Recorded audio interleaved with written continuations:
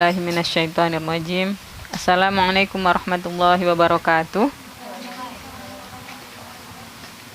Alhamdulillahilladzi arsala rasulahu bil huda wa dinil haqq liyudhhirahu 'alad dini kullih wa kafaa billahi syahida.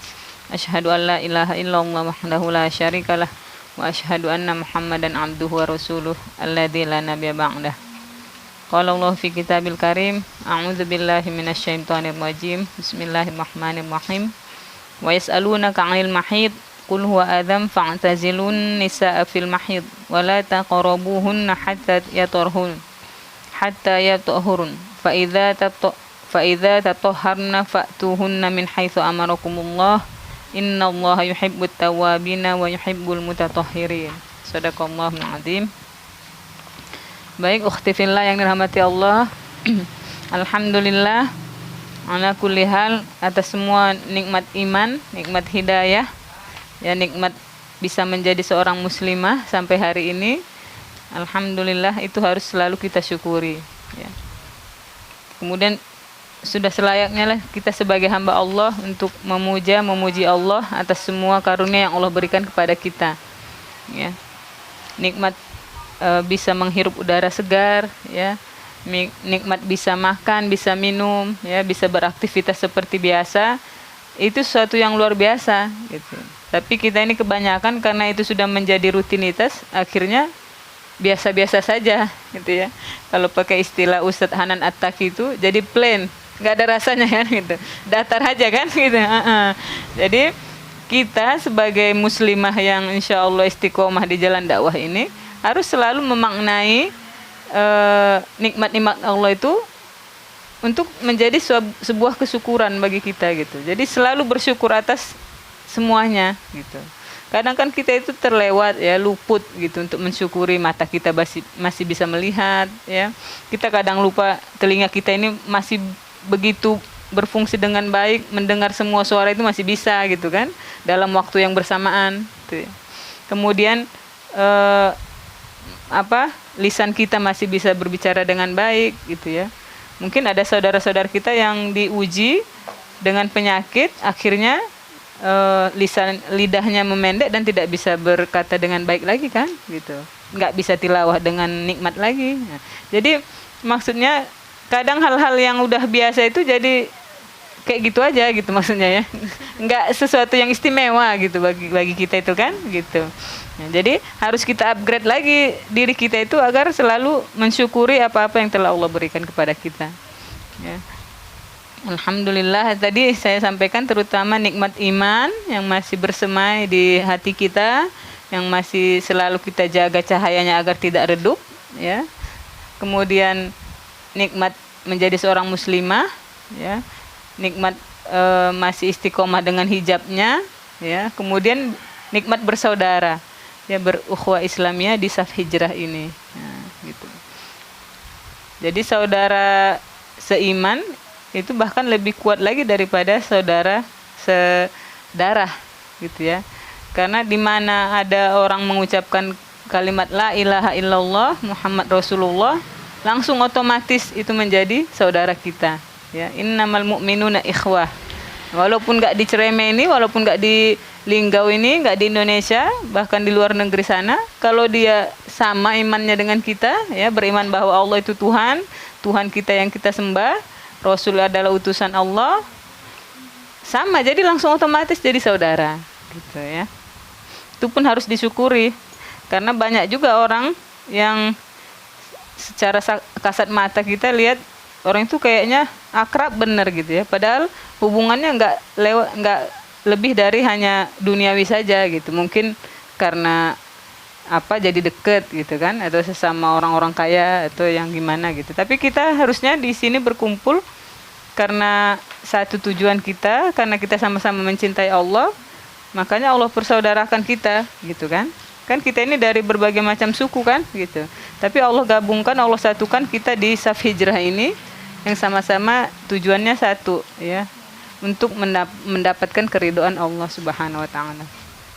Itu juga harus disyukuri. Punya sahabat yang solihah, gitu ya. Punya sahabat saudara yang mengingatkan kita kepada akhirat, yang mengingatkan kita kepada Allah. Itu susah dapatnya itu gitu. Jadi kalau udah dapat digenggam erat ya, dipegang kuat-kuat, jangan ditinggalin. Gitu. Karena saudara kita itulah yang akan menolong kita nantinya gitu.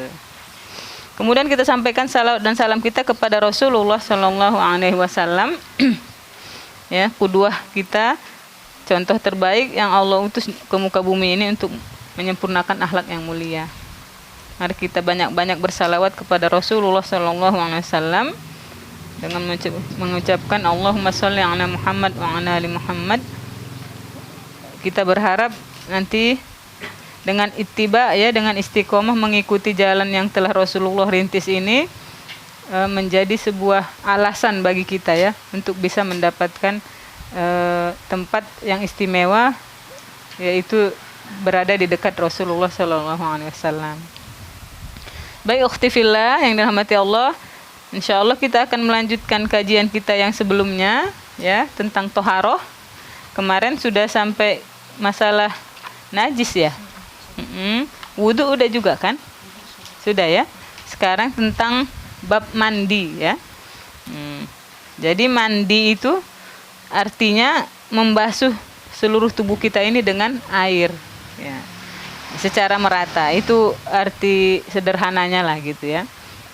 Ternyata mandi ini bukan hanya mandi kayak tadi, ya, biasa aja gitu sebagai rutinitas saja, enggak. Mandi ini memang disyariatkan dalam Islam. Nah, berarti kalau disyariatkan berarti kan ada aturan-aturannya, ya, kemudian bernilai pahala kan nantinya gitu kalau kita mengikuti syariat Islam. Nah, itu. Jadi mandi ini disyariatkan dalam Islam berdasarkan firman Allah Subhanahu wa taala di surah Al-Maidah ayat 6, ya, wa in kuntum junuban fattahharu. Jika kalian junub maka mandilah. Kemudian ayat Al-Qur'an yang saya bacakan tadi surah Al-Baqarah ayat 222, ya. Ini mengenai menceritakan tentang wanita-wanita yang haid, mahid, ya. Di sini, ya. Jadi mereka bertanya kepadamu tentang haid, katakanlah haid itu adalah suatu kotoran, najis, ya. Wa adzam fa'taziluhunna. Fa'tazilun nisa. Jadi mereka bertanya kepadamu tentang haid, katakanlah haid itu adalah suatu kotoran. Oleh sebab itu, hendaklah kamu menjauhkan diri dari wanita di waktu haid. Ini bagi yang sudah menikah, ya. Jadi para suami laki-laki yang sudah punya istri nggak boleh cakapnya melakukan hubungan suami istri kalau kalau istrinya lagi haid. Nah, jadi harus dijauhi. Dan janganlah kamu mendekati mereka sebelum mereka suci. Apabila mereka telah suci, maka campurilah mereka itu di tempat yang diperintahkan Allah kepadamu. Sungguhnya Allah menyukai orang-orang taubat dan menyukai orang-orang yang bersuci, yang mensucikan dirinya. Nah, kenapa sih harus mandi gitu kan? Harus ada sebab-sebabnya gitu. Dan mandi ini memiliki beberapa penyebab, syarat-syaratnya, hal yang wajib atau sunnahnya, serta pembagiannya, dan hal-hal yang dibenci pada saat mandi. Nanti kita uraikan satu persatu, ya. Yang pertama, penyebab kenapa wajibnya mandi gitu, ya. Mandi itu wajib karena apa aja gitu, ya, istilahnya. Jadi alasan kenapa kita harus mandi wajib itu paling enggak di sini ada 5 perkara disebutkan. Yang pertama, keluar mani atau sperma dengan syahwat, ya, baik dalam keadaan tidur ataupun bangun. Ini bisa oleh pada laki-laki maupun pada perempuan. Nah, jadi hal ini sebagaimana dijelaskan oleh hadis dari Ali radhiyallahu anhu bahwa Rasulullah sallallahu alaihi wasallam bersabda, "Fa idza fadhakhtal ma'a faghtasil." Apabila air memancar maka hendaklah mandi. Hadis riwayat Abu Daud. Yaitu apabila keluar mani yang memancar disertai syahwat, kemudian setelah itu mengakibatkan seorang menjadi lemas, ya, lelah, maka wajib mandi. Itu. Ada juga jika keluarnya mani karena beberapa hal, kalau sakit, ya, cuaca dingin, atau melakukan pekerjaan yang sangat berat atau patah tulang, ini tidak wajib mandi gitu, ya. Jadi hanya hal-hal yang tertentu aja mewajibkan mandi. Nah, nanti kita baca lagi, ya. Nah, kemudian di sini, ya, ada kisahnya di sini para sahabat Nabi meriwayatkan, ya, kami para sahabat Ibnu Abbas sedang mengadakan halaqah di masjid. Seperti Tawus, Sa'id bin Jabir, Ikrimah dan Ibnu Abbas sedang sholat. Kemudian seorang laki-laki berdiri antara kami dan bertanya, apakah di sini ada mufti atau pemberi fatwa? Ya, silahkan bertanyalah, kata sahabat yang lain. Lalu laki-laki itu berkata, sesungguhnya kalau aku setiap selesai sakit, maka selalu diikuti dengan keluarnya air yang memancar. Artinya keluar mani tadi kan. Maka langsung otomatis para sahabat itu berkata, apakah itu air yang bisa menjadikan seorang anak? Artinya apakah air yang memancar itu bisa mewajibkan mandi? Dia tanya begitu ya. Kemudian sahabat yang lain menjawab, ya. Maka kami berkata, kamu wajib mandi. Lalu laki-laki itu berpaling sambil mengucapkan innalillahi wa inna ilaihi raji'un gitu ya. Mungkin bagi dia musibah kali ya, padahal kan bukan karena syahwat tadi gitu ya. Nah, lalu Ibnu Abbas tergesa-gesa dalam melaksanakan sholatnya, kemudian berkata kepada Ikrimah, datangkan kembali laki-laki itu kepadaku gitu. Padahal sementara orang yang tadi bertanya itu belum datang lagi gitu ya. Nah, kemudian Ibnu Abbas berkata kepada kami, sahabat yang lain tadi ya, sambil berkata, apakah fatwa yang kalian berikan kepada laki-laki itu berasal dari Al-Quran? Kami menjawab tidak. Atau dari Rasulullah SAW? Kami menjawab juga tidak. Atau dari para sahabat Rasulullah? Kami menjawab tidak. Lalu dari mana? Kami menjawab dari akal kami. Nah, bukan dari syariat yang disampaikan oleh Allah dan Rasulnya kan. Ibnu Abbas berkata, pantaslah jika Rasulullah SAW bersabda, satu orang fakih yang paham agama lebih ditakuti oleh syaitan dari 1000 orang yang rajin ibadah. Jadi maksudnya itu ilmu itu kan sangat mulia gitu ya. Kemudian laki-laki tersebut datang lagi yang bertanya tadi ya. Maka Ibnu Abbas menghampirinya dan berkata, apakah ketika cairan itu keluar dibarengi dengan syahwat dari dirimu? Kata Ibnu Abbas ya. Kemudian laki-laki tadi menjawab tidak. Nah, lalu Ibnu Abbas kembali bertanya, apakah tubuh merasakan ketegangan ketika cair itu keluar? Ya, merasakan ketegangan ketika cairan itu keluar? Ia menjawab tidak. Nah, kemudian Ibnu Abbas berkata, kalau demikian itu hanya pengaruh dingin atau sakit tadi ya, dan cukup bagimu untuk berwudu saja. Jadi nggak wajib mandi. Nah, tuh. Tapi kalau mazhab Asy-Syafi'iyah, mereka berpendapat kapanpun mani keluar, jika memang itu cairan sperma, maka wajib mandi, baik itu dengan syahwat atau tidak. Nah, gitu. Paham sampai sini ya? Nah, ini bukan untuk laki-laki aja gitu. Kita juga kadang kan gitu ya. Kadang tiba-tiba bangun, nggak tahu kenapa pas kita cakapnya itu kita buang air kecil, ada lendir keluar kan gitu. Kita nggak tahu kenapa itu. Paling nggak kalau memang tadi ya, kalau nggak karena syahwat, kita hanya membersihkan saja, udah itu kita wudu gitu, nggak mesti mandi. Itu ya. Kemudian, nah ini ya kasusnya. Apabila seseorang bangun dari tidurnya dan mendapatkan ada yang basah pada kemaluannya atau di bajunya, dan dia tidak ragu apakah itu mani atau mazi, maka ia wajib mandi. Jadi kecuali Asy-Syafi'iyah, mereka berpendapat dalam menentukannya sesuai dengan prasangka kuat kita. Jika kita yakin cairan itu mani, maka mandi. Kalau mazi tidak mesti mandi, cuma dibersihkan aja lalu berwudu. Kemarin udah kita bahas ya perbedaan mani sama mazi tadi kan. Itu ya. Adapun Hanabilah, ini Imam Hambali ya, yang pengikut Imam Hambali, jika sebelum tidurnya ada penyebab yang menimbulkan kenikmatan seperti menghayal mungkin ya kan, pandangan gitu ya, maka tidak wajib mandi dan dia yakin bahwa apa yang dilihatnya dalam mazi. Namun jika dia tidak yakin, maka wajib mandi. Nah, apabila seseorang dalam tidurnya bermimpi, kemudian terbangun dan tidak melihat apa-apa pada kemaluannya, maka dia tidak wajib mandi. Nah, itu ya. Kalau nanti ada sepasang suami istri yang dia bingung yang basah di kasurnya dari suaminya apa dari istrinya, makanya sebaiknya dua-duanya mandi gitu. Jadi preventifnya ya, pencegahannya gitu. Gitu ya. Sampai di sini paham? Ya? Tapi mungkin kalau kita yang perempuan ini nggak terlalu sering-sering kayak gini kali ya. biasanya kalau perempuan itu memang otaknya disusun bukan yang untuk yang hal-hal yang demikian gitu. Iya, ada penelitiannya itu, tapi kalau laki-laki paling enggak minimal 40 kali membayangkan hal yang begitu. Itu memang udah dibuat begitu otaknya gitu. Ya. Tapi bukan berarti tidak menutupi ini enggak terjadi sama kita gitu. Cuma sebagai ilmu kan, jadi kita tahu. Siapa tahu ada adik laki-laki kita, ya kan, abang kita atau saudara kita yang lain. Nah, yang kedua, tadi kan itu yang pertama ya, kalau keluarnya sperma, makanya wajib mandi itu. Tapi dengan ketentuan yang tadi. Kemudian yang kedua ini maaf cakapnya, kalau bagian yang sudah menikah ya, masuknya ujung zakar ke vagina. Istilahnya ketemu dua hitan kata Rasul itu gitu ya.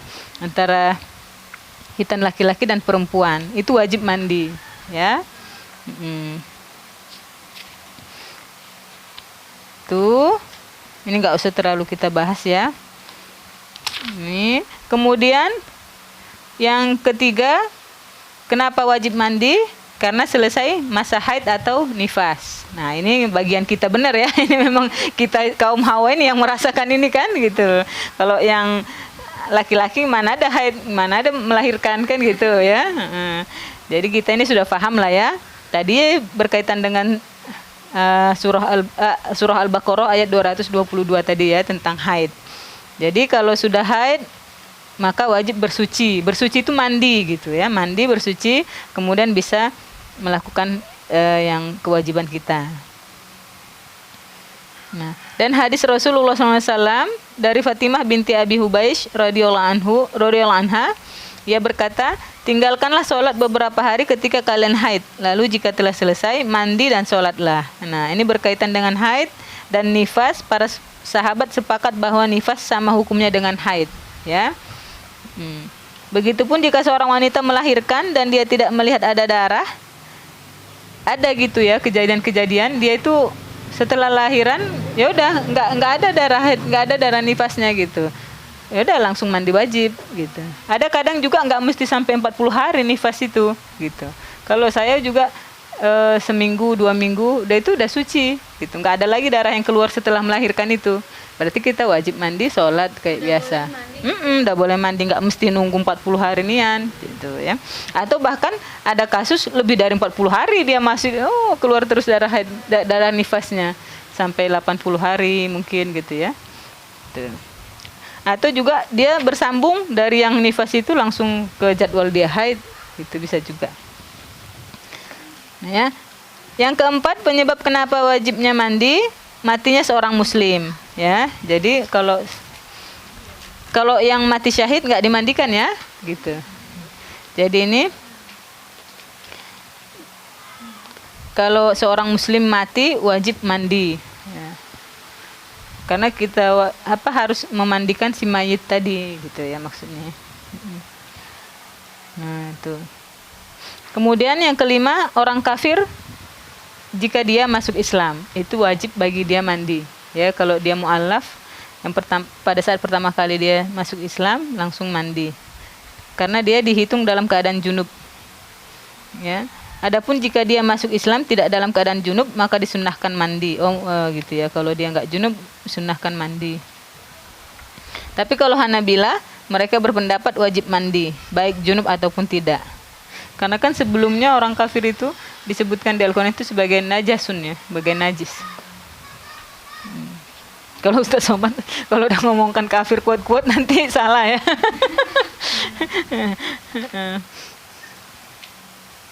Tuh ya, kelima. Nah, jadi itu 5 kasus kenapa wajib mandi ya.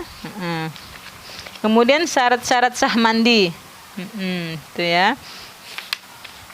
Syarat-syarat sah mandi ini yang pertama, airnya harus suci dan bersih. Nah, ini sudah kita bahas kemarin kan masalah air kan.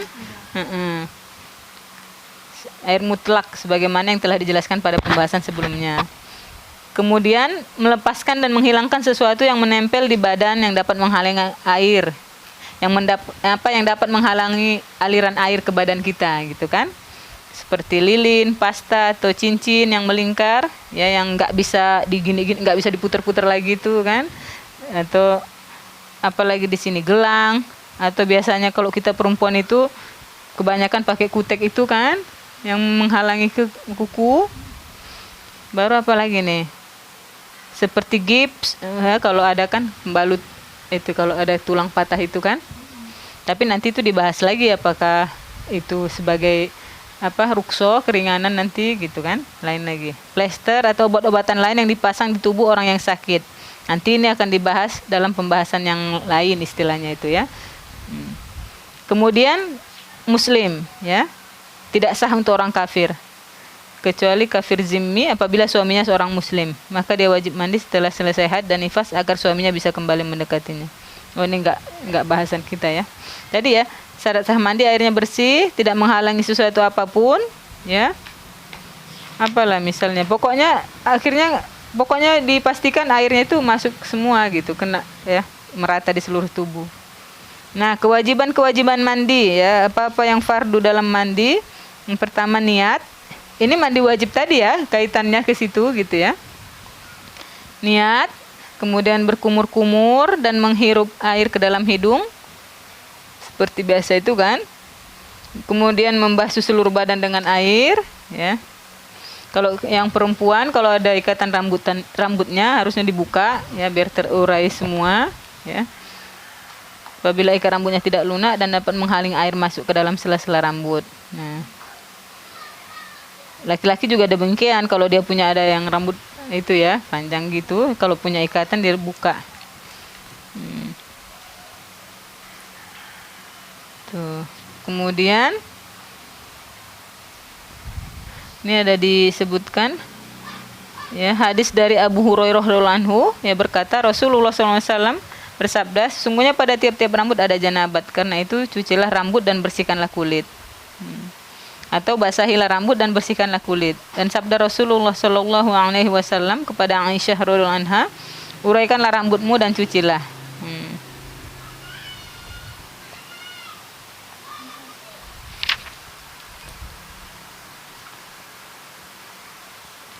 Tuh ya, jadi kalau bisa sebaiknya pokoknya bisa kita pastikan semua masuk ya di sela-sela rambut kita itu ya, kita itu kan semua ke akar-akar rambut semuanya kena air dari mandi wajib tadi gitu.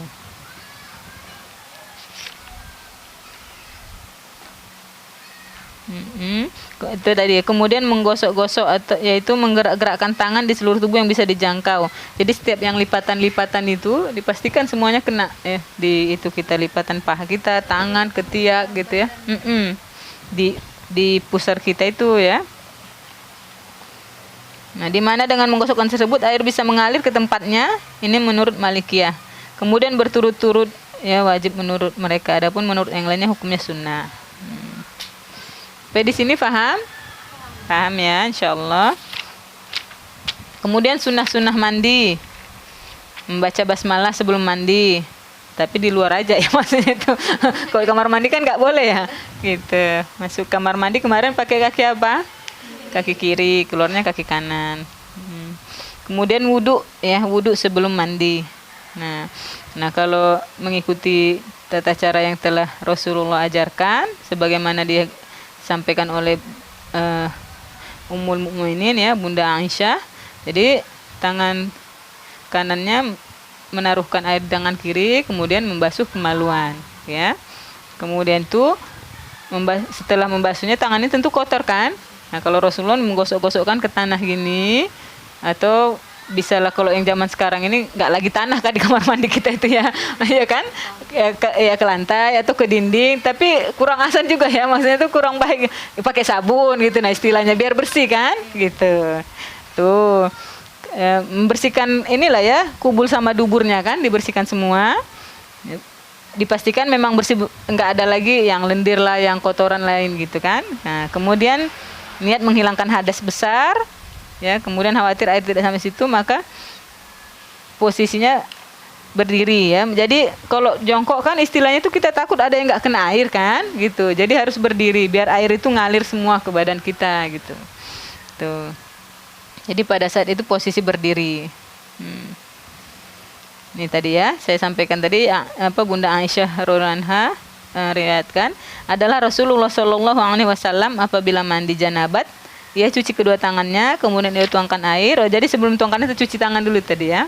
baru dituangkan tangan kanannya ke tangan kirinya, kemudian mencuci kemaluannya, lalu ia berwudu.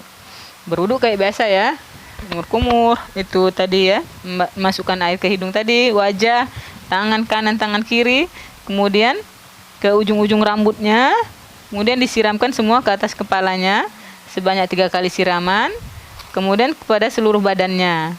Badannya semua, kalau misalkan kanan dulu ya 3 kali, kiri udah dipastikan tadi lipatan-lipatan tadi kena semua airnya kan, baru kemudian terakhir kakinya, kaki kanan, kaki kiri tuh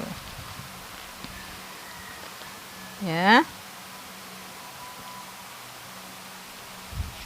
Nah ini tadi ya, menggosok-gosokkan di bagian-bagian lipatan tadi, bersungguh-sungguh membersihkannya di ketiak, di lubang hidung, di pusar ya kan, yang jarang-jarang kita bersihkan lah istilahnya itu kan. Kok sini kan mudah ya, di lipatan-lipatan tangan, di paha, di belakang sini kan semuanya harus bersih. Kemudian continue, artinya jangan sampai sebagian anggota tubuh mengering sebelum mencuci anggota yang lain. Akhirnya ada jeda gitu, nah maksudnya ya. Udah dari misal dari tangan lamo gitu ya untuk ke yang selanjutnya, nggak boleh gitu. Harusnya berurutan dan itu tadi berkelanjutan. Artinya itu continue, langsung mengerjakan yang lain juga gitu. Kemudian tertib ya. Tertib di sini yaitu pertama mencuci kepala, kemudian menuangkan air ke anggota tubuh badan kanan, kemudian ke kiri, sampai akhirnya membasuh badan semuanya, baru kaki. Ya, mencuci 3 kali diiringi dengan gosokan tangan 1 kali. Nah, jadi semua sunnah dalam wudu adalah sunnah dalam mandi. Nah, itu, ya. Di sini paham ya? Insyaallah kita sudah tahu tata cara mandi tadi. Mandi wajib, baru kemudian mungkin kalau kita mau pakai sabun kayak mau sampo ya kan, mau sikat gigi segala macam lain lagi ya, maksudnya itu pokoknya yang mandi wajibnya udah selesai. Ini disyariatkan soalnya gitu, bukan mandi biasa bae, itu bukan ya, ada aturannya istilahnya. Nah sini ada juga supaya kita tahu gitu hal-hal yang makruh. Biasanya nih ini kaum hawa ini beginilah, boros ya dalam penggunaan airnya. Sekali cebok berapa gayung, mandi nanti setengah bak itu habisnya. Wah itu kalau nggak gitu nggak bersih nih gitu. Masya Allah. Padahal Rasulullah itu kalau disebutkan itu kurang lebih 3 mud. Mud itu iginian tangan kita gitu, nah maksudnya orang dewasa. Berarti kan ya Allah, kita segayung aja, baru cuma untuk nyiram ini kan segayung itu gitu, belum yang lainnya. Masya Allah. Jadi yang dimakruhkan dalam mandi itu satu ya, boros dalam penggunaan air. Dari sini ya, di mana melebihi jumlah air lebih dari 1 sok atau 5 mud. Nah 5 mud kalau disebutkan sini. Tadi saya baca itu 3 mud kurang lebih.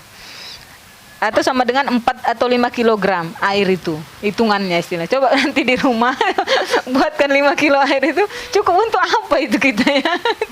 Kalau Rasul udah semuanya selesai itu mandi itu. Nih ya.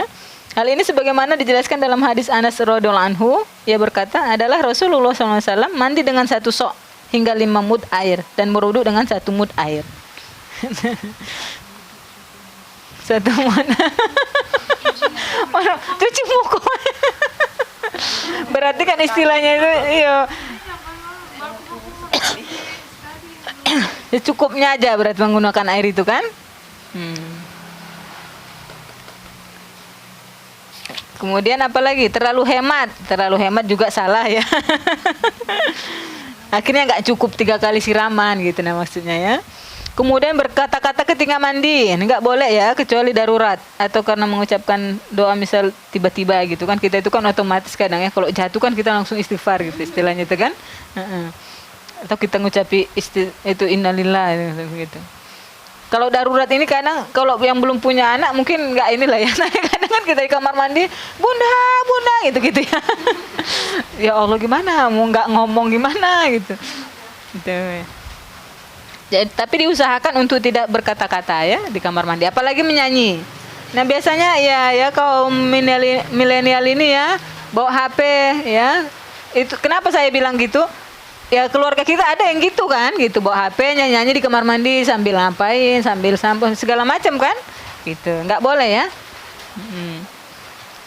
Diharamkan membuka aurat, ya, kecuali kepada orang yang halal melihatnya seperti istri gitu. Kalau pas waktu mandi tuh nih, Nah itu, ya. Gimana? Di sini ya. Kalau Imam Syafi'i ya, makruh ya mendekati haram hukumnya membuka aurat walaupun hanya sendirian. Tapi yang lain berpendapat boleh gitu. Kecuali kalau mandi di tempat ramai nggak boleh, harus pakai kain kan, basahan namanya kan, harus pakai telasan itu pakai lapis lah. Tapi kalau sendiri boleh gitu. Meninggalkan sunnah-sunnah mandi itu juga istilahnya itu makruh. Akhirnya artinya lebih baik mengerjakan sunnah tadi gitu ya. Nah, itu tentang mandi wajib. Kemudian di sini ada juga supaya kita tahu ya, mandi-mandi yang disunahkan, mandi apa aja. Jadi supaya kita dapat kebaikan dari sunnah tadi ya kan. Banyak fadilah ya dari sunnah yang kita kerjakan. Yang pertama mandi Jumat. Mandi pada hari Jumat ya, hari berkumpulnya segenap manusia untuk beribadah dan melaksanakan sholat. Jadi kalau ibu-ibu taklim itu nanya, oh berarti Mi diniat kebaya Mi biar kita misal habis beres-beres capek kan gitu ya, sekalian aja mandi sunnah Jumat istilahnya gitu kan. Oh iya nggak apa-apa Bu, itu langsung diniatkan. Kalau laki-laki kan dia walaupun dia mandi pagi kemudian bekerja pulang lagi mandi lagi kan, karena dia mau ada yang bilang wajib mau sholat Jumat itu kan, ada yang juga sunnah mesti mandi gitu sebelum sholat Jumat kan. Kok kita ini yang perempuan kan gitu, jadi niatkan aja sunnah, mandi sunnah Jumat juga gitu ya, karena itu hari raya ya, hari raya Muslim di hari Jumat itu. Nah ya, hadis Rasulullah SAW ya dari Abu Sa'id Al-Khudri radhiyallahu anhu, ia berkata sesungguhnya Nabi SAW bersabda, mandi pada hari Jumat itu wajib untuk orang yang sudah baligh, kemudian bersiwaklah serta pakailah wangi-wangian yang ada. Tuh ya. Kemudian mandi apa lagi? Mandi pada 2 hari raya, sunnah itu. Jadi kalau mau sholat Idul Fitri, Idul Adha, mandi dulu.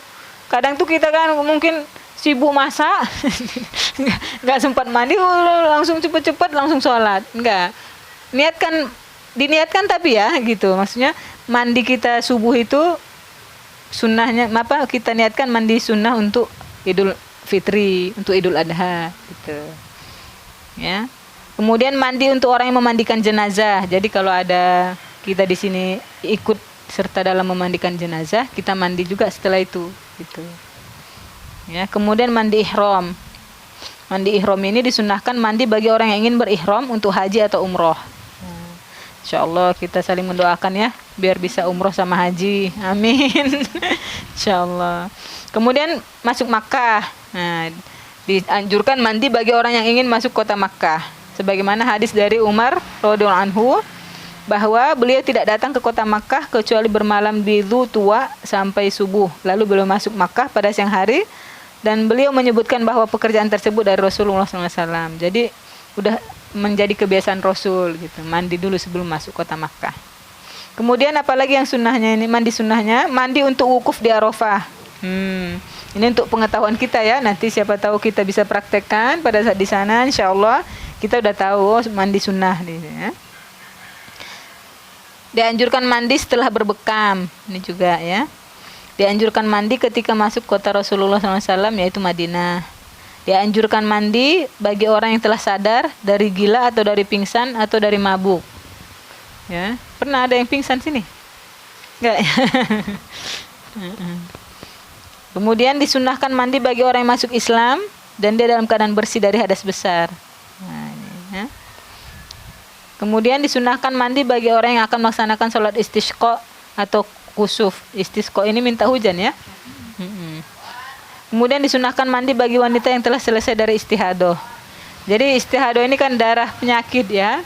Ada yang nggak berhenti tahunan darah haidnya itu kan. Gitu. Jadi dihitung darah haidnya itu seperti kebanyakan wanita. Misal 7 hari kah ya, pas 10 hari. Setelah itu dia darahnya pun tetap keluar. Disunahkan mandi setiap kali mau sholat. Tapi dipermudah dengan begini, biar nggak mandi setiap sholat kan 5 kali jadi ya. Nah kalau bisa di akhir zuhur sama awal asar gitu. Jadi mandilah di situ, kan 2 sholat ya. Kemudian maghrib sama isya juga begitu. Gitu. Tapi kalau ada juga yang berpendapat nggak mesti mandi, tapi harus mengganti pakaian yang kena darah tadi dan selalu berwudu gitu mau sholat. Karena dia akan keluar terus kan gitu. Nah, larangan-larangan bagi mereka yang punya hadas besar tahu ya, bagi kita yang haid istilahnya, bagi yang nifas nanti kalau sudah melahirkan, larangannya apa saja gitu ya. Atau nanti kalau sudah menikah, punya suami, pada saat junub, apa aja yang nggak boleh ya. Yang pertama sholat, ya nggak boleh itu kan, dilarang sholat. Kemudian tawaf di Baitullah nggak boleh bagi mereka yang junub tadi ya. Kemudian menyentuh Al-Quran, ya walau hanya 1 ayat. Membaca Al-Quran, walau hanya membaca 1 ayat, sekadar untuk bacaan, ya. Kemudian berdiam di masjid, artinya ini apa? Iktikaf itu ya. Kayak kalau bulan puasa itu kan berdiam di masjid lama nggak boleh. Nah, tuh. Itulah hal-hal yang dilarang pada saat kita berhadas besar. Sampai di sini paham ya, insyaallah. Nah, masalah yang tadi menyentuh Al-Quran walau hanya 1 ayat itu kan nanti kan ada juga pendapat kan boleh kecuali pada saat misal menuntut ilmu saja gitu kan. Tapi kalau saya lebih baik tidak menyentuh gitu. Untuk jaga-jaga kan gitu. Karena kita itu kan kotor ya istilahnya kalau haid itu kan sama nifas itu. Jadi Al-Quran itu kan sesuatu yang suci, tidak menyentuhnya kecuali orang-orang yang suci. Gitu. Baca Al-Quran, tapi mungkin kalau yang ulangan untuk ngulang-ulang hafalan ya kan, murojaah aja nggak menyentuh Al-Qurannya boleh saja mungkin gitu ya. Sini juga adapun jika untuk mengambil suatu dalil maka hukumnya boleh, jangan sampai membaca 1 ayat penuh, misal sepotong-sepotong ayat saja gitu. Ya itu ya adik-adik, insyaallah udah cukup ya waktunya. Sampai di sini dulu materi kita tentang toharoh bagian mandi ya. Mudah-mudahan insyaallah Allah berikan kita ilmu ya, kefakihan, kefahaman tentang agama kita ini yaitu berkaitan dengan toharoh ya. Jadi wudu itu menjadi sesuatu yang wajib karena kita akan melaksanakan yang wajib kan ya, karena melaksanakan sholat. Jadi kalau wudunya nggak sah berarti sholatnya nggak sah kan gitu. Jadi harus diusahakan wudunya dengan wudu yang baik, yang sesuai aturan, mandinya juga begitu, ya. Maka untuk sholat pun nanti akhirnya sholatnya kita bisa mencapai sholat yang khusyuk, ya kan? Kita mendapatkan sholat yang tumak ninah. Nah, itu berkaitan semua dengan awal mula kita berwudu, mandi wajib, menjaga semua kesucian yang ada, gitu, ya, insyaallah. Mudah-mudahan Allah anugerahkan kita kebaikan yang banyak, ya. Kemuliaan ilmu, kemuliaan akhlak, dan Allah istiqomahkan kita dalam ketaatan kepadanya, insyaallah. Sampai di sini dulu materi kita hari ini. Akhirul kalam, billahi taufiq wal hidayah. Astaghfirullah li wa lakum. Assalamualaikum warahmatullahi wabarakatuh.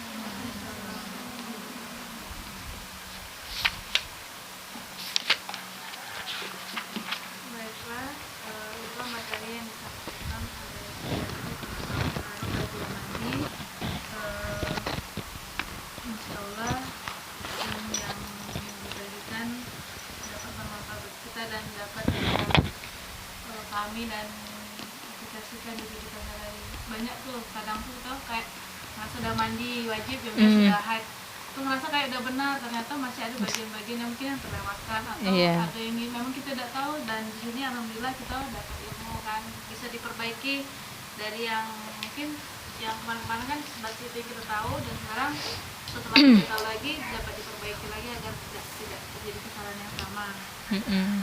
Baiklah untuk teman-teman bagi ada yang ingin bertanya tentang ini materinya, mungkin tadi dari penjelasan mungkin ada yang belum terlalu detail menurut teman-teman, atau ada yang ingin ditanyakan lebih lagi, nggak apa-apa disampaikan.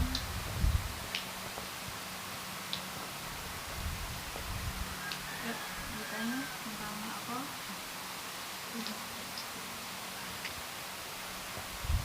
Kita buka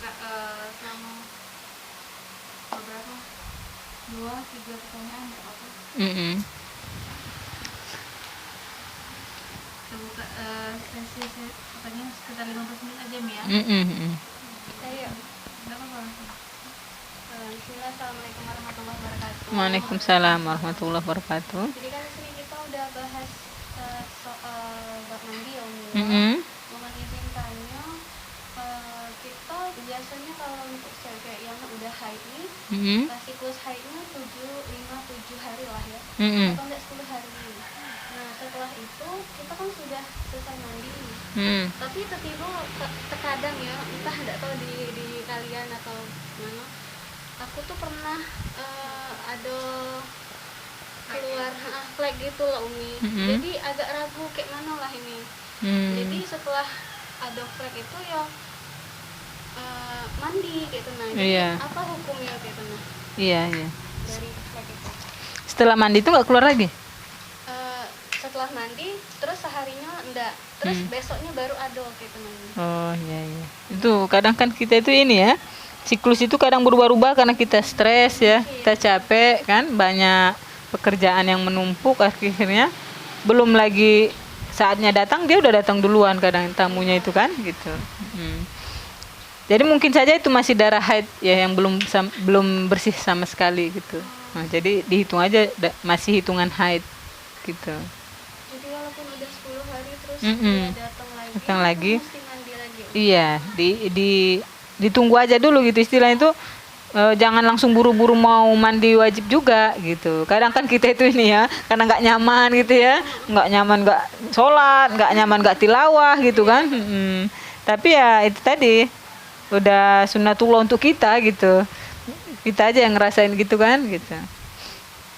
Ditunggu aja sampai benar-benar bersih. Makanya pada saat selesai mandi wajib, pada saat haid atau nifas kan disunahkan dicontohkan oleh Bunda Aisyah radhiyallahu anha itu kan ambil kapas kan yang bersih, baru kita masukkan lagi kemaluan kita ke agak dalam, kira-kira putih bersih nggak kapas itu gitu. Bahkan kalau ada yang kecoklatan sedikit pun belum bisa mandi kita itu gitu. Itu yang tips sederhananya.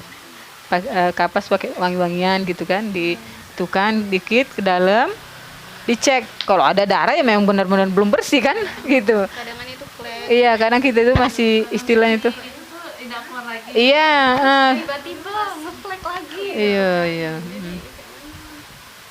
Belum lagi nanti kalau udah nikah, melahirkan, mesti pakai KB. Wah, itu lagi bingung. Ada yang nggak haid selama 3 tahun itu kan. Saya 4 anak saya itu beda-beda semua gitu kan. Kalau yang nggak pakai KB biasa aja, lancar itu haidnya kan gitu. Sebulannya itu ada. Ngaruh ya Umi. Iya, kan dia mempengaruhi hormon kita, hormon estrogen, progesteron, semualah hormon yang ada dalam diri kita itu kan, dia mencegah itu kan supaya tidak hamil istilahnya. Kalau mau menjaga jarak ke kehamilan berikutnya. Nah, nanti pada saat yang kayak gini, nanti kayak gitulah kemarin, flek, udah itu bersih sehari atau 2 hari nanti datang lagi kan kita itu jadi istilahnya itu ringam. Maksudnya itu nggak sabaran gitu ya. Padahal sekalian datang aja banyak gitu istilahnya sampai 7 hari kan puas kita itu ya. Ini kan dikit coklatnya dikit aja gitu kan. Tapi kan rasanya kotor kalau kita mau sholat kan gitu. Ini emang itu tadi ya. Dibersihkan, sucikan, tuh ya.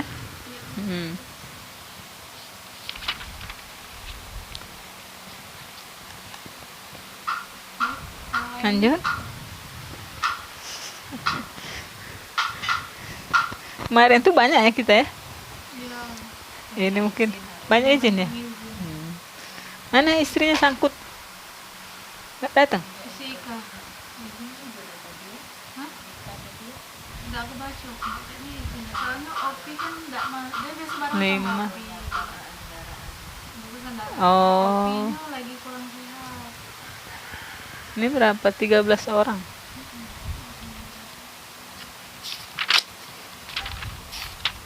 Ada lagi? Di luar materi boleh nggak Umi? Boleh, tafadhol selama bisa saya jawab, kalau enggak yang lain. Waalaikumsalam warahmatullahi wabarakatuh. Kan tentang haid ya Umi. Mm-mm. Kan kita tuh ada beberapa orang kan yang misalnya keputihannya itu parah kan. Mm-mm.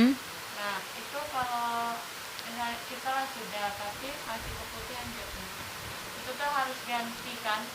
Harus dibersihkan. Iya. Ada yang berpendapat katanya harus mandi wajib kalau itu termasuk najis kan.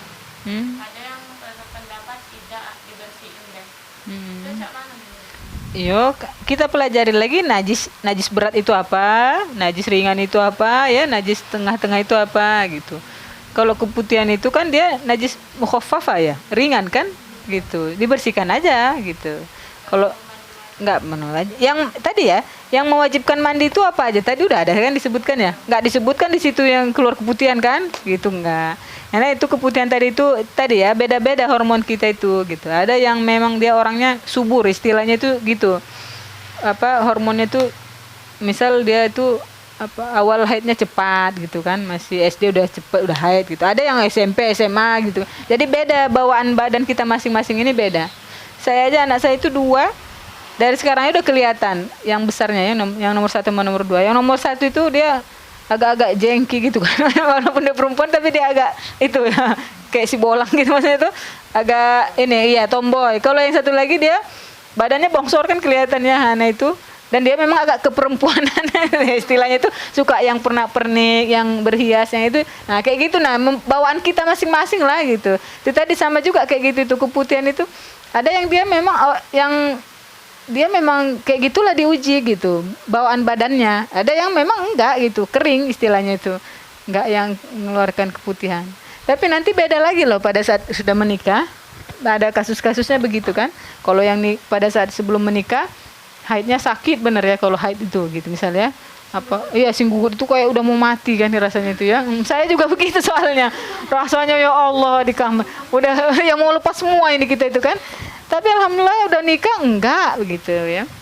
Mudah-mudahan aja misal yang kayak keputihan itu juga gitu. Dulu sering keputihan udah itu sekarang enggak lagi gitu.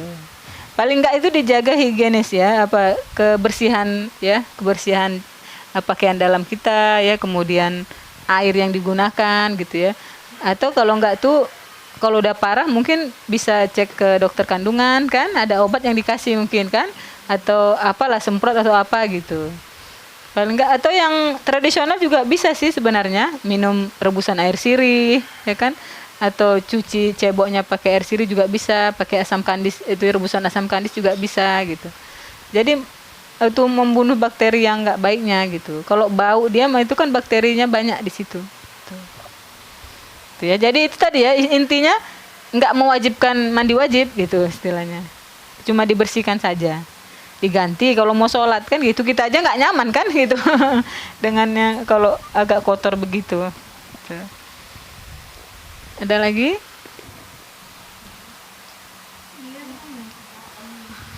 Ya? Ada lagi? Tafadhol. Agenda Saf Hijrah ini? Nggak ada lagi ya yang ke itunya? Kalau kajiannya Ikhwan sama Ahmad kajian kayak gini. Beda. Paling kalau kegiatan sosialnya yang berbagi beras tapi Masih. Ikhwannya baik. Oh iya. Makanya Kita tuh jadi serba bingung ya sekarang ya. Sisi lain rame orang, tapi pada saat yang mau buat kayak gitu nggak boleh istilahnya itu ya. Jadi bingung wallah alam.